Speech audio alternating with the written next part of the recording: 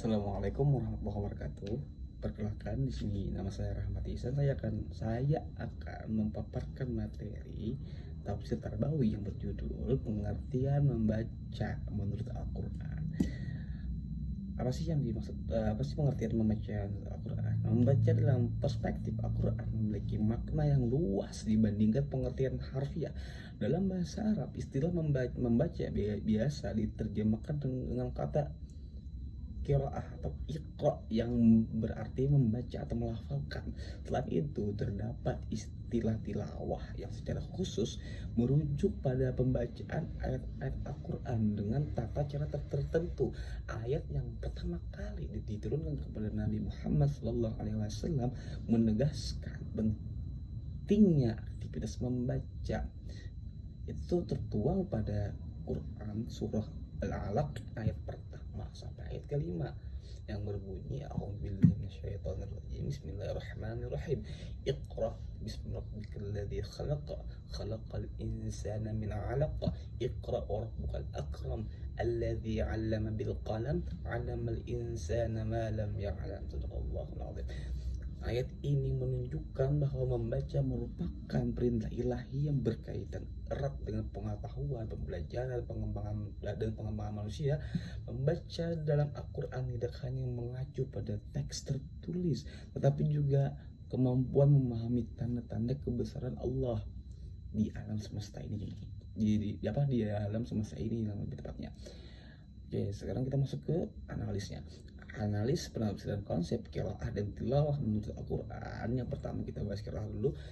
Istilah qiraah sering digunakan dalam Al-Quran untuk merujuk pada aktivitas membaca secara umum, baik teks tertulis maupun pemahaman terhadap makna. Misalnya dalam Quran surah Al-Isra ayat ke-14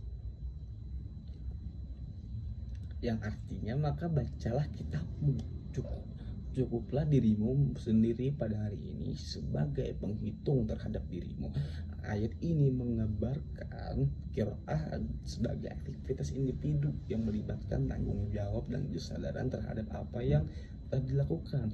Contoh lain terdapat pada surah Al-Quran surah Yunus ayat 94 yang artinya maka jika kamu ragu tentang apa yang kamu yakini, turunkan yang kami turunkan kepadamu, tanyakanlah kepada orang-orang yang membaca kitab sebelum kamu, sungguh telah datang kebenaran kepadamu dari Tuhanmu, maka jangan sekali-kali kamu termasuk dalam orang-orang yang ragu. Selanjutnya kita membahas tentang tilawah. Tilawah ini lebih spesifik lagi, merujuk pada pembacaan ayat-ayat Al-Quran dengan tata cara tertentu yang mengandung unsur-unsur keindahan dan penghayatan.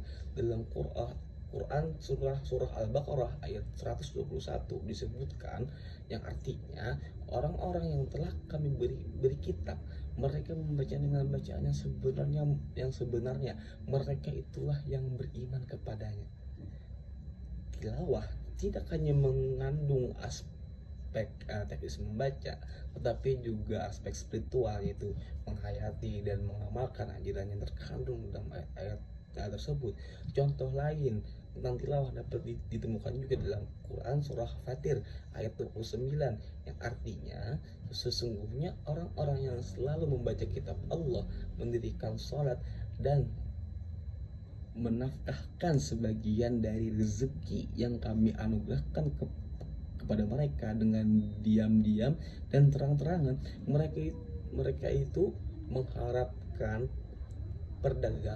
perdagangan yang tidak akan merugi. Jadi kesimpulan dalam materi ini, dalam Al-Quran membaca qiraah dan tilawah memiliki kedudukan yang sangat penting. Qiraah menekankan pada aspek membaca secara luas, secara tekstual maupun kontekstual, sedangkan tilawah lebih fokus kepada pembacaan ayat-ayat Al-Quran dengan penghayatan dan keimanan. Dengan demikian, membaca Al-Quran merupakan aktivitas yang melibatkan intelektual, spiritual, dan praktikal dalam kehidupan seorang muslim. Sekian materi dari saya Rahmat Ihsan, saya pamit undur diri. Assalamualaikum warahmatullahi wabarakatuh.